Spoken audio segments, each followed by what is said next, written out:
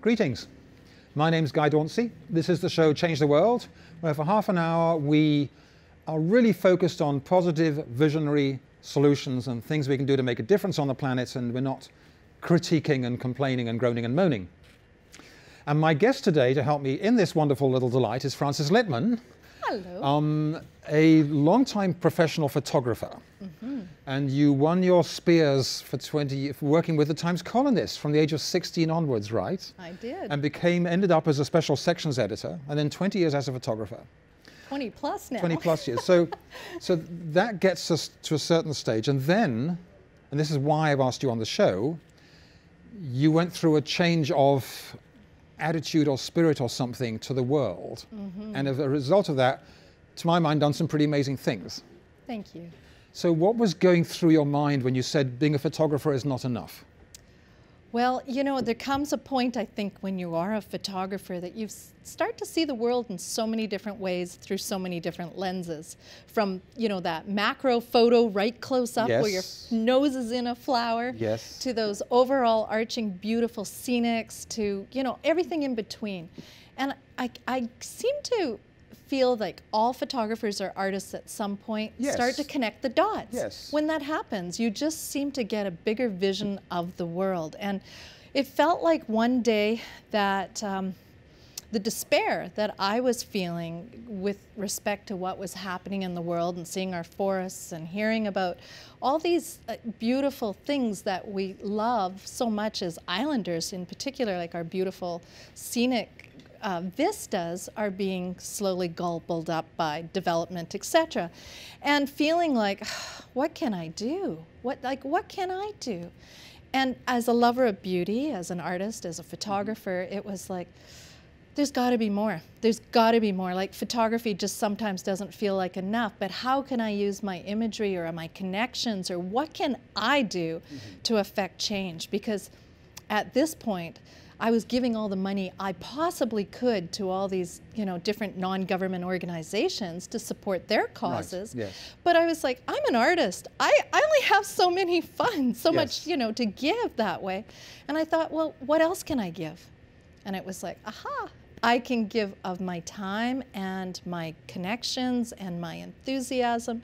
And so that kind of brought me out of that place of despair for seeing the beauty being devastated or lost that surrounds us, to finding solutions. Because I think, you know, even photographers, like especially someone trained in film, you deal with solutions like we were dealing, you know, back in our darkroom days. You have to and figuring out exposures. Like, everything wasn't automatic. You had to think your way through how you want to get to the end. But also, out of a generic things that the eye sees, exactly, you're looking for the angle that gives the greatest beauty. Precisely. You're extracting beauty out of the everythingness of stuff. So absolutely. And you know, it was that kind of turning point where I went, oh my goodness, maybe I'll start an organization called Photographers for the Planet. And then all my musician friends and poet friends and artist friends said, well, what about us? Yes, right. And I went, you're right. Okay, so how about we're creatively united? That includes everybody. And they were like, yeah, that sounds good.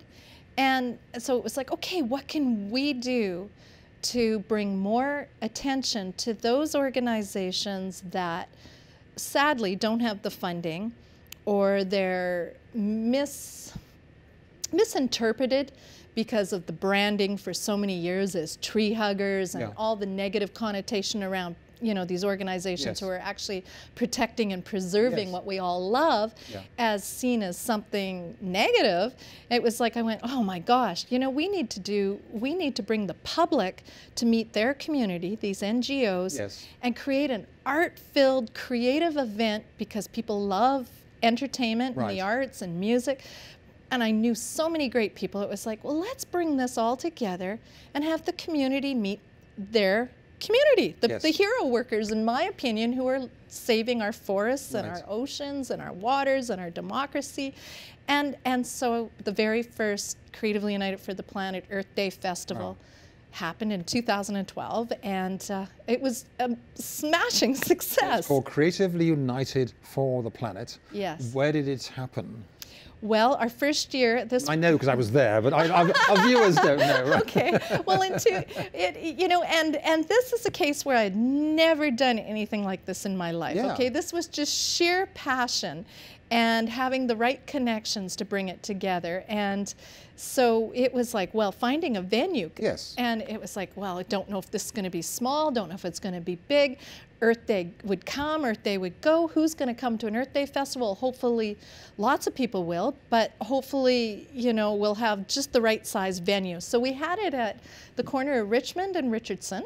Right, I remember. Yeah, which is in Fairfield. That's right, at St. Matthias. Yes. It seemed to be the perfect venue because we had a hall, we had a church, and we had outdoor space. Yes. And it's like Earth Day, you want things outdoors. Yes. So, when you don't know, you don't know. You sometimes, like, ignorance is bliss, right? Yes, yes, right. So it was like, let's have a 3-day festival. We'll open it Friday night with a dance party, a community outdoor dance party, Yes. all ages, free of charge, Yeah. DJs, like super fun. And then the next day was like, we had Anne Mortifee and Paul Horn Wow. as kind of the showstoppers. We had concerts going on in the church. We had art shows. We had exhibitors. I mean, before we even opened, we were filled with NGOs, the non-government organizations, wanting to be part of this. And the theme that wrapped it all together was Earth Day around Earth Day and itself. community. Because prior to that, Earth Day had been a procession march to the ledge, speeches, and that was it, really. Yeah, and we weren't trying to compete with anyone. The idea was that, maybe once those people finish their march, they'd like to Come do and join something in. more. Yes. And the idea was always to be celebratory, positive, Right. like community-based, so Yeah. that people could realize that solutions exist. Like, Yes. there's no point having all this despair. Look at all these organizations that are doing something. So mention half a dozen of the organizations. that, Ancient Forest Alliance. Right, Ken Wu's work. Yes. Yes, and he's doing a great Yes, job. and his friends, T.J. Watt, and all the volunteers they got. All of them. I mean, Yes. there was the Gary Oak Restoration Society. Yes. And just pausing one at a time, because before there was a Gary Oak Preservation Society, no one really understood that when you take the broom away, the wildflowers blossom. That the broom was smothering the wildflowers in the Gary Oak ecosystem. So now we're getting much more educated about the Gary Oak ecosystems. Precisely. Wild Ark. Wild Ark does the work to look after rescued wild species. That's right. That have been damaged Yes. or hurt. Yes. Yes. Okay. Yes. They're down in They're- Machosin. That's right. Yes. Right. The Dogwood Initiative. Dogwood Initiative. At the time, they were fighting. Now they're fighting tanker traffic. It was very much around the same So theme. still trying to stop oil tankers and Yeah. oil pollution in our waters, and Exactly. noise pollution for the whales. Precisely. Yes, go I on. mean, the list just goes on, and my brain right now is just like, oh gosh. I mean, and so it was an opportunity to really give, there was a lot of smaller organizations, Yes. like people who do monitoring of the sea, like the whale boats and things, Yes. like all those Yes. little organizations with a tiny bit of funding, Yeah. but they're all passionate about all these Yes. things. But we were full in no time, Wow. and there was like people, I went, I had no idea there'd be so much interest in this. And we ended up having close to 4,000 people over 3 That's fantastic. That was days. just the first. First year. Well, I remember back when I first arrived in Victoria in 1990, soon after that, me and a bunch of friends started to create a directory of all the environmental organizations and discovered there were 150 different environmental organizations back in Wow. the early 90s. Yes. So the richness, and they're all mostly, apart from working away in a little cubbyhole somewhere, some of them have an office, but to bring them together and give them a platform and show that they're all part of one movement. Exactly. And it was so, it ended up being the best weekend of the entire spring. Like, it just felt That like helps. everything lined up. Blossoms, Oh, flowers. exactly. But that's also why we, planned it so there'd be an indoor venue. So worst case Yes. scenario, like, I guess we could, Yep. try. It would have been tight. It would have been tough. Yeah. But, the community really came out in support, and it was very encouraging. It Yeah. was really beautiful. And it's been 6 years of doing that. So before we get to the other 5 years, Yes. to take on a thing like that from scratch, I mean, what's the biggest thing you'd organize before that? A wedding? Oh, no, Not even that? no, not even that. I mean, I've photographed like probably 600 weddings, but I've never organized one. So now you're going from normally organizing just a party at home is a big thing. Yeah. That's a huge. How many volunteer helpers did you have to pull it off? Oh gosh. You know, I had to pull that together too. It was Right. mostly all my close friends. Well, yes, right. So, you know, I'd say all told probably, I mean, it started with probably, you know, 4 of my closest Yes. friends and then grew into, you know, 20 people And then you helping out.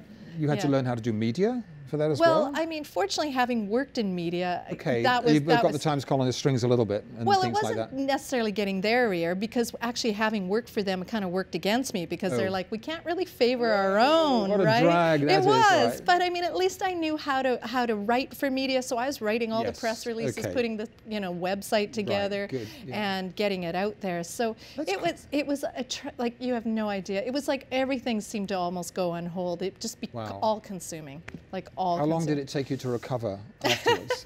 Well, you know, I was on such a high.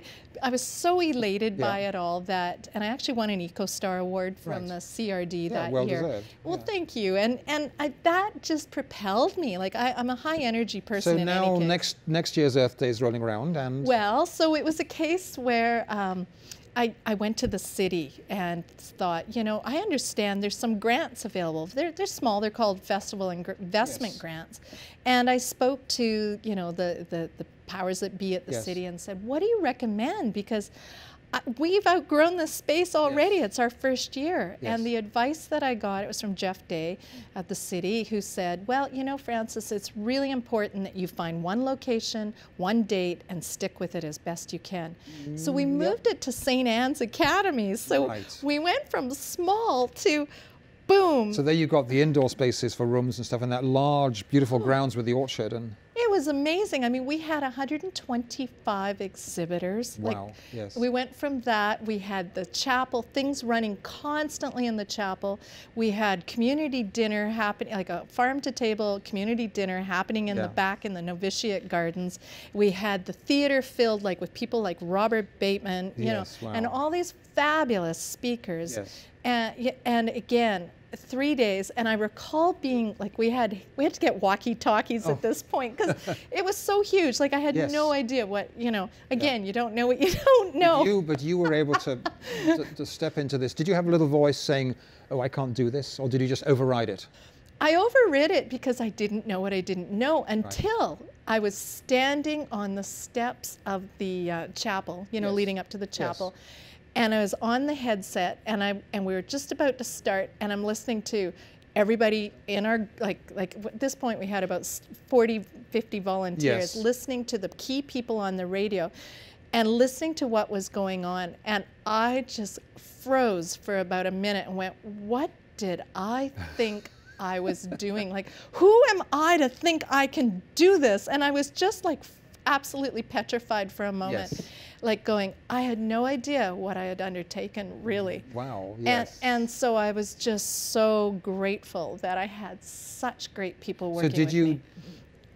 I'm focusing on this moment because Yes. there are people watching who are also got their jobs, their busy lives, who are thinking, what else can I do? Yes. So I'm using you as a role model for Okay. how someone can step out of one realm into a bigger thing. Yes. And you get this moment of sort of spiritual crisis sort of thing. Yes, But big you time. use gratitude. Yes, very much.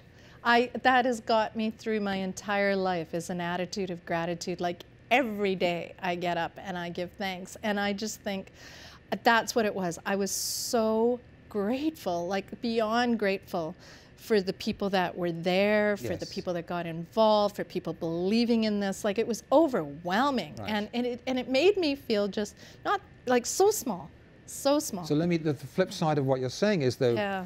there are some of us have personalities that are rich and warm and some are more enclosed. So if someone organizes a thing like that and it's all a look what I've done, I'm so proud of all this sort of stuff, they're not playing the gratitude card. Other people are going to pick up on it and say, well, why it's his thing? Why should I help? It's all the glory. And so the principle of not trying to take all the glory, but enabling, Yes. giving the space Yes. to that 125 organizations and 50 volunteers and how many thousand people I don't know, right? Oh yeah, thousands. Yeah. Do you think that's, in terms of the spiritual secrets of success, one of the pieces that are needed? Absolutely. Oh yes. What's very much. another spiritual secret of success? Not giving up. Like just knowing that if you're on the right path, Right. you're going to find the right people. And it just seems to be the case. Like, yeah. Now, do you have to have a prior inner intuition? You visualize the event and you can feel it as a thing. So that removes doubt because you know it can, you can feel it there, so you know it can happen.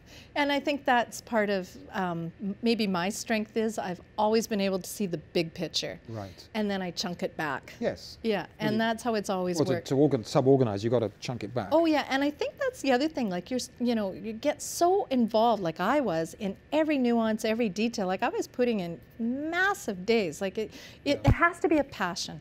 Right. That's the main thing. So if you've you're got the going first to take thing, it on. I'm making a list here in my mind. Using gratitude as a fundamental relationship to the university. Yes. Don't give up. Don't give up. When things get tough, and make it part of your passion. It has to be. You have to feel it.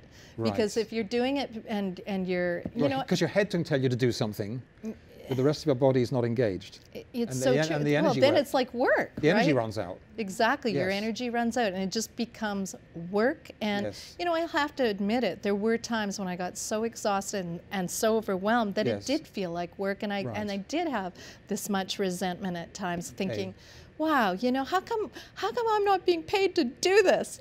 So in retrospect, you could have found another grant to get you paid something, but carved out some time for yourself within all that? No, it was very tough because, busy. As I discovered the amount of grant money, people think, oh yeah, there's so much money. Yeah. Well, maybe there is, but when you're so busy trying to take on that much and you're trying to organize people and find the right people and everything is new and then you're trying to write grants on top of it, it's a lot. It's a lot. Fourth spiritual secret of success. You're wanting a fourth one? Yeah, I'm up to 7 on my list. Okay, fair enough. There's a book coming out of this. Yeah. Well, I think just believe anything is possible. Like if you can think it, you can do it. Now that's right. Yeah, it's true. You have this book on your table. Yes. And I don't know if you want to. Well, you've picking it up. So hold it to the camera so that they can see what it is. It's so beat up. And tell us. Because I've had it on my bedside table. Hold it straight so the camera can focus and tell us what it is and why it matters to you. Well, I had this book on my bedside for 5 years. It's Autobiography of a Yogi. I just finished reading it this Christmas. And I feel like this book kind of encapsulates everything that was running through me that I wasn't even aware of. Like this is just such an inspiring story of Yogananda, who lived, people don't know. So 1 minute. Oh gosh, well he brought the ancient wisdom of India to the West. One of the first people to do that in the 1940s and 50s. And this is his autobiography, but it's not about just him. Right. It's like the stories that are encapsulated in here are miracles, like all the miracles he encountered in his journey to to become his higher self. What is the essence of a miracle?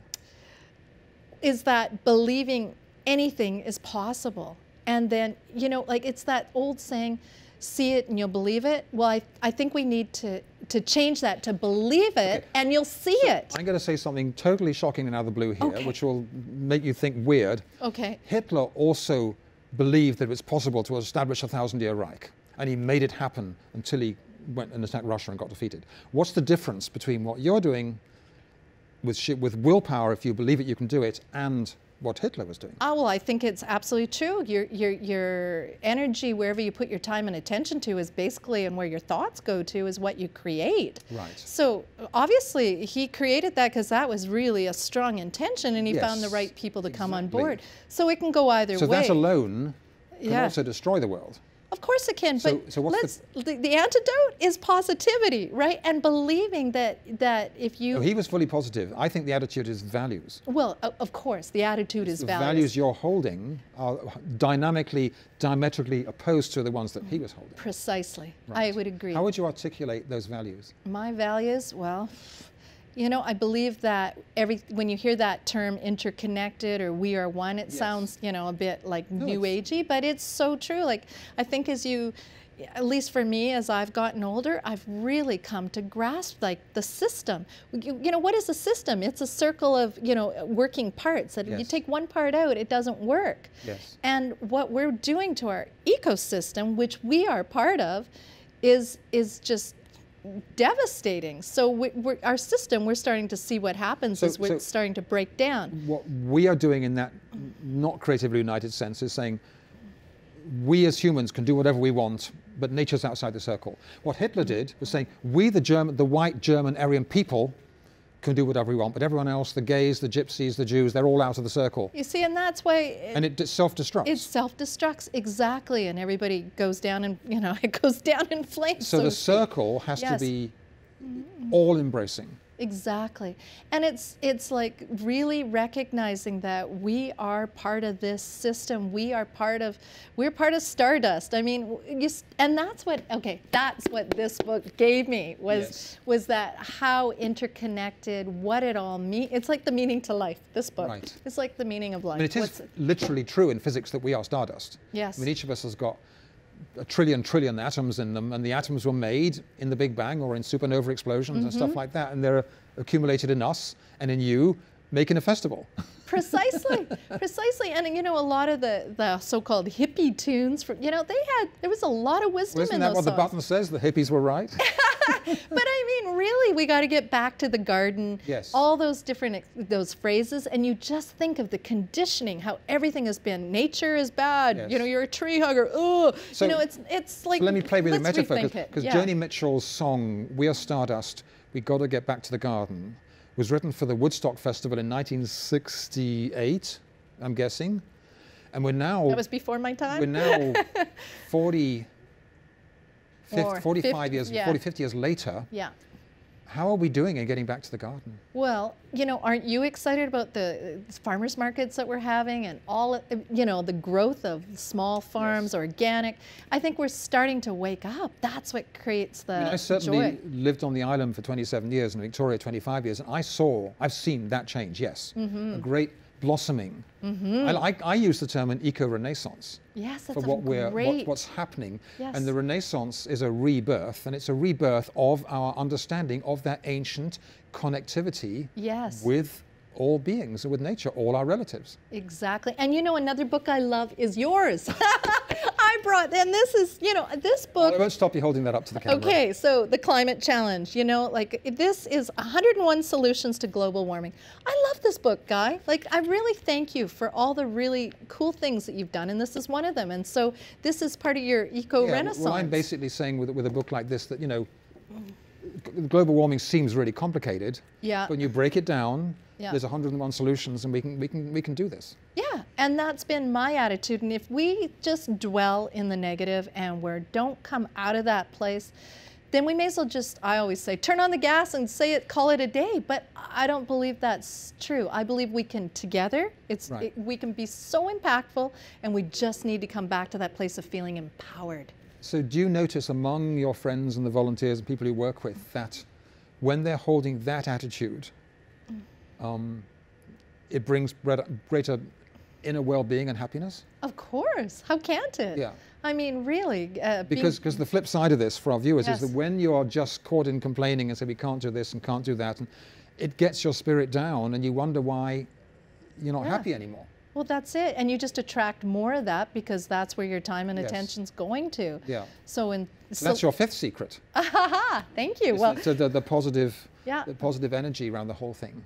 Yeah, and it's easy to get down if you just dwell in what's on the news, but we also, I think, have to really remember so much of what is coming at us is conditioning. Like, we are hearing big media, big money, we're hearing their messages. Yes. And we're sucked into the Donald Trump message every single day, some silly thing that he's done. So don't give it time and energy. You know, put your time and energy to what you want. Festivals for 3, 4, 5, and 6. Holy moly. Okay, so 2 and 3 were at St. Anne's Academy. Our 4th year was at the Old English, the English Inn in Esquimalt, which was a beautiful 5-acre property. Yes. Well, anyways, won't go there. 6th year was at Royal Bay Secondary. A big new school down in Colwood. Geothermal school that's right in the heart of, the dip as you come down the hill. Gravel pit. Yeah, the old gravel pit, thank you. Yes. And this last year was at the Royal BC Museum, where we had the largest electric vehicle car show in, as far as we know, our history. Right. Yes. On the island. On the island, I think the Vancouver had a bigger one, probably. Yeah, yeah. So what's next? We've got about 3 minutes left. So what comes next for you, Well, Frances? I mean, we created as well a solutions series, much like what you're doing here, these half-hour shows where we've featured people in farm and... So what's the title of that show on Shore TV? It's called Solutions. Solutions, okay. Yeah, so if you see Solutions on the listings, tune in and you'll get Frances doing... Well, I think the best bit, and even if you don't watch TV or you can't come back to it, is go to the website, creativelyunited.org. And you'll see our series there. But we're looking at doing a show on water and water keepers. So before you go to that, is this the Solutions Hub website separate from creativelyunited.org? No, no, it's all creativelyunited.org has become a hub where you can post events, you can So we'll have that on the website, on the screen, I mean, creativelyunited.org, right. And it's free for our community to find this hub and contribute to it and find, you know, the organizations that are doing So people can post their events and they can find that you can connect. Yep, it's a connectivity hub. United, right? Yes, exactly. Yes. And the whole creative part is that we've got to get creative now about how we're approaching the solutions that are, you know, there are solutions there, but we have to get creative. So you're now doing this Shore TV series also about the solutions. Yes, that's part of it, and being supportive of other groups, trying to put on, you know, their events around this. We're seeing more and more sustainability-related type of events, and we really are thrilled about that. And thrown into this, I know we've got a minute left, but you ran as a Green Party candidate to be MLA. No, MP. MP, sorry, in the middle of all this. And I never intended to have a political career. I really didn't. So would you have been, if you'd been elected, would you have been like Donald Trump and saying, "Darn, I wasn't meant to win"? No, you'd have been. No, I was.